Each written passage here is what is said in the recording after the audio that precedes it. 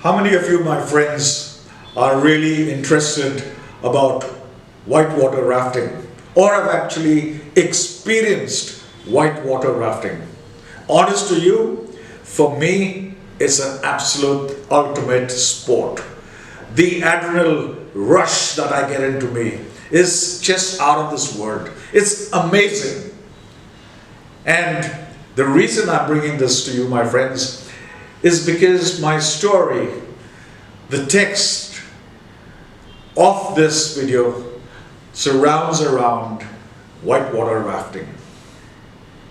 My friends, the emphasis again, like I say, around the Southeast Asian countries and nations that are very similar to us, with a lot of European countries and the South African countries, very much. The cultural beliefs and values are very much the same. We are taught and we are told that you will do what your father says, you will do what your mother says, your elders are the ultimate. And my friends, unfortunately, what I have noticed or found in life is that parents, and no offense meant to anybody in particular, parents normally impose their own failings of life onto their children and thereby force them to become or do things that they were not able to do. You will become a doctor, you will become an engineer, or you will become a pilot, or all that things around.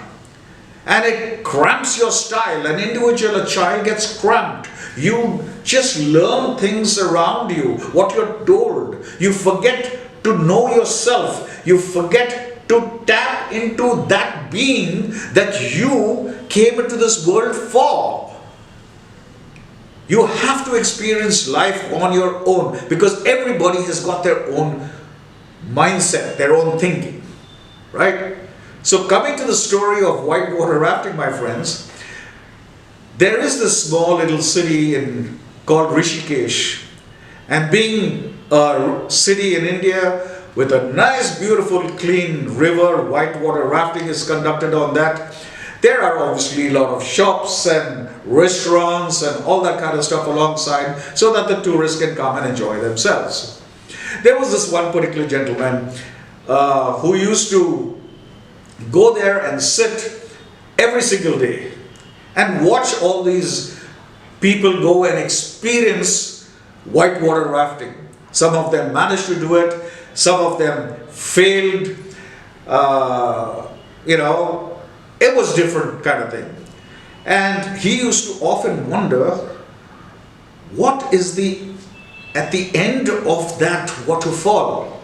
Because he had only heard that it is such a beautiful, the waterfall itself, the forestry, the rainbows that you see there. It's a spectacular thing, and he used to just visualize it, through the eyes of somebody else.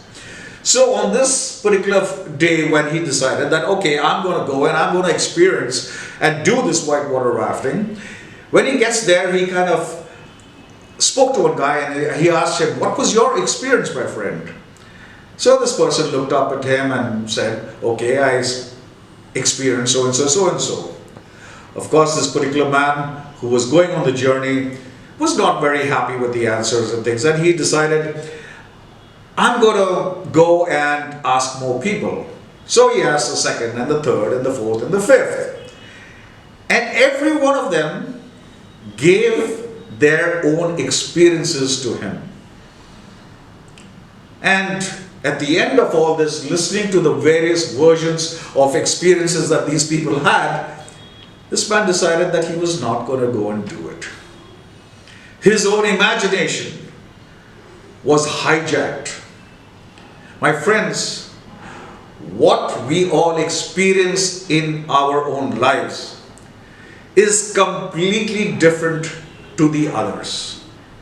And unless we experience this ourselves, there is going to be no clarity in our lives.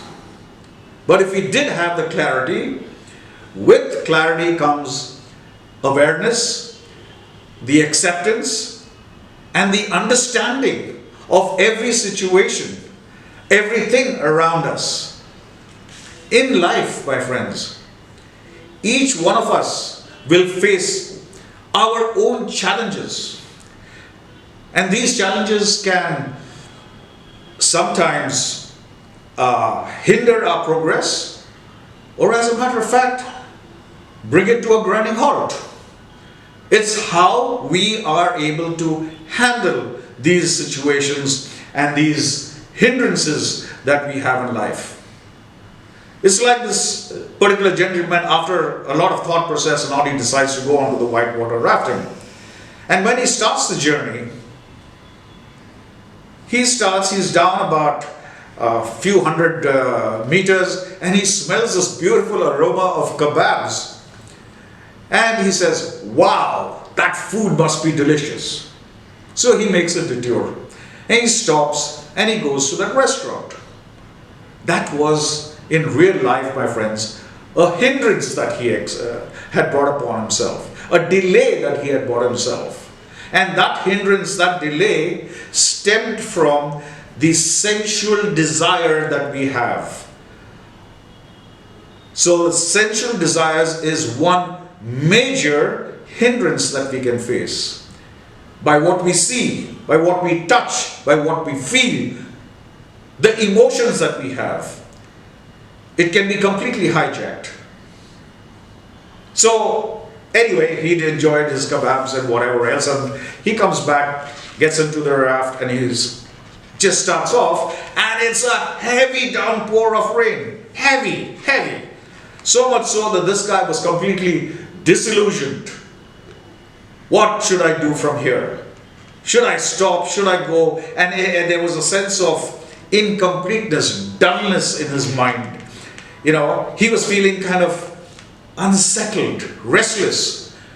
If I do this, what will happen? If I do that, what will happen? Should I do this? Should I do that? The monkey mind that I was talking about earlier. I've spoken about a monkey mind, the way it keeps moving and jumping from one. That's exactly what had happened. It had hijacked him. There was restlessness, and he then became skeptical. Skeptical about, can I do this? What if? There was an absolute disconnect between reality and what he was actually building in his own mind. A complete disconnect. And that's because he allowed these hindrances to overtake his real being. So the question arises, what can we do? What can I do to overcome this hindrance? I think the attitude has to be very simple. Let it rain. Let it rain.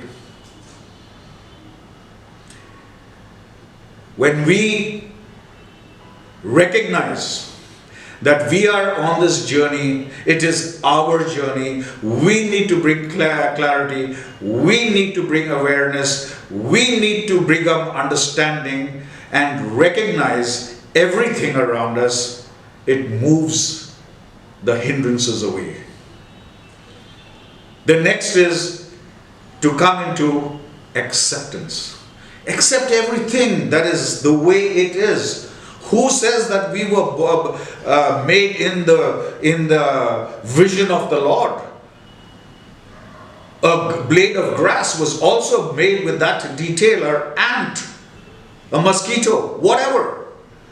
The Almighty, the Creator, spent that much time in creating them too. So we have to come into acceptance of the way things are, rather than being in a judgmental state of being, state of mind. But yet, the next thing is we need to investigate. We need to have a very inquiring mind, looking at everything in detail, trying to understand everything. So you must investigate. And lastly, but not the least, we should not identify. Non-identification of ourselves with situations, events, things at all. You have to come from a space of, I am not the body. I am not the mind. I am not even the emotion. When you come to realize this, you will walk through that rain effortlessly. Right? So, each one of us, my friends, have our own unique experience. The problem with us, we allow our uniqueness to be hijacked. We start cloning our parents, our friends, our relatives, surroundings. We clone them. You are an individual. Nobody can be the way you are. And you have to acknowledge this. And you have to make your life the unique self that you are. So my friends, if you choose, truly from the depth of your heart, you choose that you are going to embark on that journey of whitewater rafting to get to the end of that river, I will be glad to see you at the other end. Till next time, stay well and God bless.